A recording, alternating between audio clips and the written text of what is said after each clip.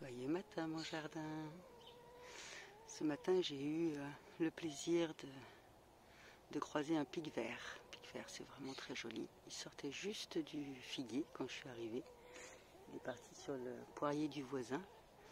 J'ai essayé de faire une vidéo, je crois que je pourrais vous en faire voir quelques secondes parce qu'on le voit quand même pas très bien. Mais ma deuxième surprise du matin, c'était plutôt que cette porte qui est là, qui est la petite porte des enfants. On a eu une fête pour mes 40 ans ce week-end, plein d'enfants à la maison, entre autres, et la porte est restée ouverte. Donc on a eu un chouette carnage des poules ici.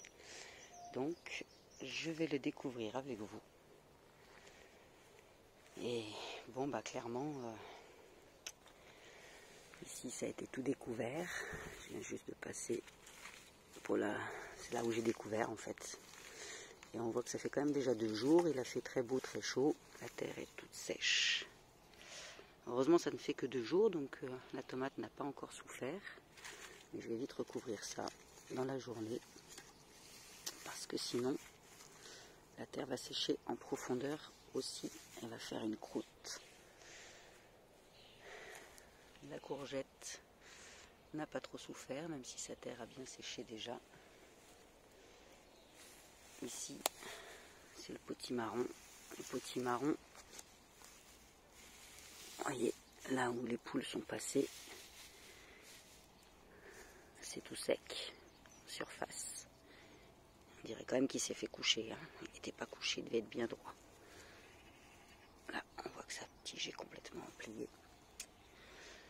Et là où la terre est restée couverte, ah, je me suis fait piquer par une ortie, et bien la terre est encore humide. Donc, vous voyez vraiment tout l'intérêt d'avoir une couverture au sol. Même si ça accueille quelques limaces. Cela dit, les limaces sont les docteurs du jardin, donc elles ont leur intérêt aussi. Mais une terre non couverte, je vais vous montrer ce que ça donne. Un peu plus loin. Ici, c'est la terre. En fait, ça c'est une terre de profondeur. Lorsque on a creusé pour enterrer la jarre, il y a eu de la terre de profondeur. Et j'en ai fait un tas ici, avec dans le but de faire un petit monticule et de le recouvrir de terre de surface, mais je ne l'ai pas encore fait. Et on a quand même semé quelques graines et mis une petite plante qui était en souffrance dans un pot. Donc elle est toujours mieux que dans son pot, mais enfin on voit qu'elle, pas dire non plus que ce soit l'extase. Et puis ici, c'est une capucine qui a eu le droit à avoir un peu de terre à son pied. On voit quand même que la terre est complètement desséchée. Vous voyez, ça fait des crevasses comme ça. Ça, c'est pas normal. C'est ce qu'on voit dans les champs, mais c'est pas du tout normal. Et là, c'est une terre donc de surface. Au lieu de sécher en crevasses, elle va faire des petites granules comme ça. Donc, elle va beaucoup mieux que elle, la pauvre, là, qui est complètement étriquée avec une terre de profondeur. La rocaille, c'est des plantes qui ont l'habitude de la sécheresse. Elles vivent quand même relativement bien. Mais vu que je viens de les implanter, il faudrait que je les aide. Et j'ai enlevé celle qui était ici. Je l'ai mise là parce qu'elle était en train de se casser la figure. Ici, c'était très joli. Malgré tout, il n'y a pas assez de terre pour une joubarbe comme ça. Donc je vais y mettre des petites comme ceci que j'ai ailleurs. Ici, ça a été complètement griffé à la griffe de dinosaure. Merci les poules. Et le melon boule d'or n'est plus. Mais on voit que là où il y a eu de la couverture, vous voyez, ils sont venus gratter. Regardez, la terre est humide en dessous. Toute granuleuse, ça c'est de la belle terre de surface. Donc il me reste 1 ou 2 plantons que j'ai pas eu le temps de planter. Voilà, du coup j'ai une place. Là on a un massif un peu sauvage avec le chrysanthème de surface, le chrysanthème comestible qui est donc les fleurs jaunes là, la mauve qui est dans le fond, et juste devant on voit les petites ombelles là au bout de mon doigt, c'est le persil.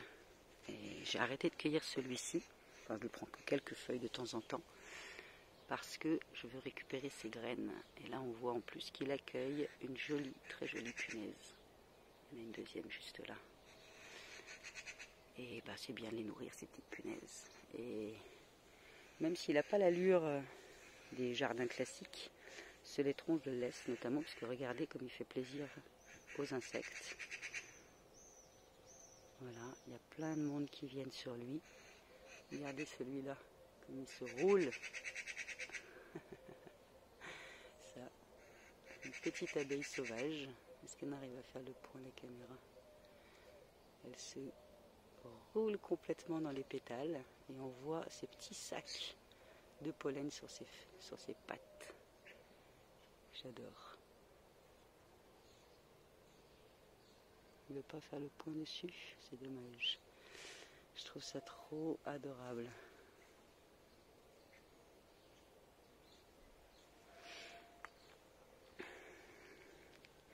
Ici, on a le radis noir, clafis de puceron, une pouponnière à pucerons. Bon, ça m'est à peu près égal. Tout ce que je veux, c'est récupérer quelques graines pour faire du troc. Et regardez qui est venu s'installer. Les jolies coccinelles. Bon appétit, mesdames.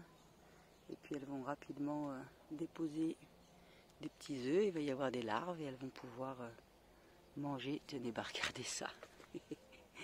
Là. Est-ce qu'on arrive à faire le point caméra? Regardez ça. Celle-ci, là. Ici, au bout de mon doigt, c'est une larve de coccinelle qui est énorme. Mais alors, énorme. Incroyable ce qu'elle est grosse. Elle a un plateau repas à disposition. Et je pense que très rapidement, il va y en avoir un certain nombre. Notre joli massif de marguerite. Et à mon avis, si je continue mon chemin et que je traverse ce massif, je vais trouver un carnage à la griffe de dinosaure. Hop là. Voilà.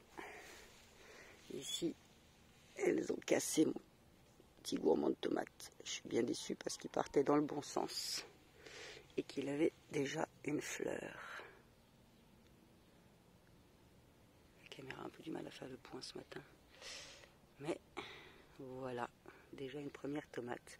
Ça, c'est les tomates de Quimper, roses de Quimper, précoces de Quimper. Donc voilà, comme son nom l'indique, elle est précoce. Ici, la courge n'existe plus, je crois. Ah si, la voilà. Bon, en tout cas, ce qu'il en reste. Et elle a malgré tout une petite feuille là. Donc il y a des fortes chances qu'elle reparte. Mais il va falloir que je la couvre correctement, de façon à ce que sa terre reste bien humide pour qu'elle puisse repartir.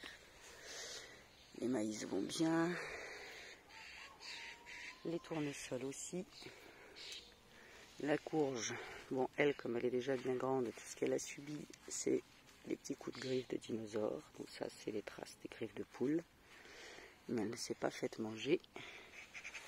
Les tournesols souffrent de quelque chose qui doit sûrement être du puceron, puisque je viens de voir. Bonjour Madame Coccinelle.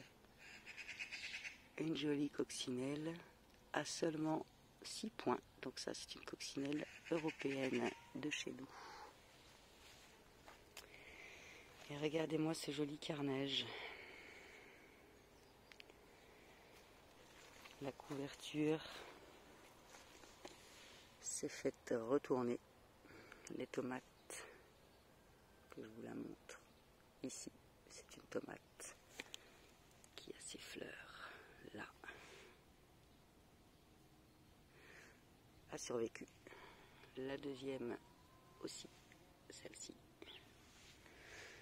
Ça va bien. Voilà. Bon, celle-là, c'est moi qui les ai plantées, couchées. Et là, c'est la tomate ananas. Très envie. Les enfants ont très très envie de la goûter. Et la tomate rose de Berne. Bon, les maïs, ça va à peu près.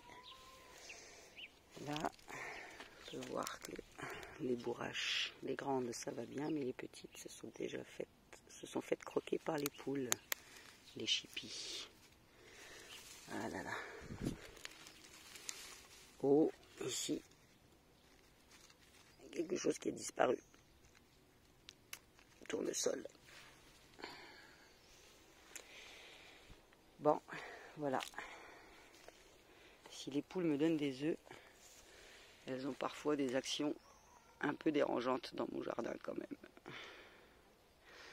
Allez, sur ces belles découvertes de poules.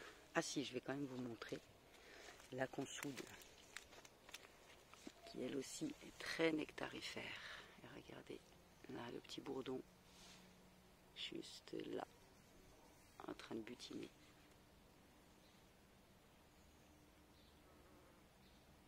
Allez, belle journée de travail à vous aussi. À demain, ciao.